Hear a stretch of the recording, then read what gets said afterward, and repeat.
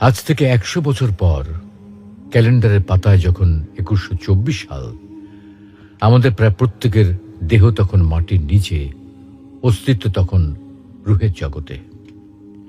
ইতিমধ্যে ফেলে যাওয়া আমাদের সেই সুন্দর বাড়িটা হয়তো পরবর্তী প্রজন্ম ভোগ করছে। পছন্দের কাপড়গুলো ব্যাকডেটেড হয়ে গেছে। শখের গাড়িটা হয়তো অন্য কেউ চালাচ্ছে, আর আমায় খুব কমজনই স্মরণে রেখেছে, হয়তো কেউ ভাবেও না। হাতে তাদের সময় নেই, যাদের জন্য এত কিছু করতে করতে নিজের জীবনটাই শেষ করে দিয়েছিলাম। আচ্ছা, বাস্তবতার এই জীবনে আপনি আপনার দাদার দাদাকে কতবার স্মরণ করেন? আপনার দাদির কথা আপনি কখনো কি আপনার মনে পড়ে? পৃথিবীর বুকে আজকে এই বেঁচে থাকা, এত হইচই, এত মায়াকান্না এভাবেই চলছে।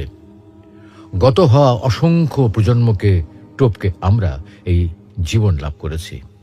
তেমনিভাবে আগামীতে অসংখ্য প্রজন্মের ভিড়ে হারিয়ে যাবে আমাদের এই জীবন। কিন্তু খুব কম লোকই সময় পায় ফেলে যাওয়া জীবনটা একটু ফিরে দেখার। বাস্তবতা হচ্ছে এই জীবনটা আমাদের কল্পনার চেয়েও অনেক অনেক ছোট।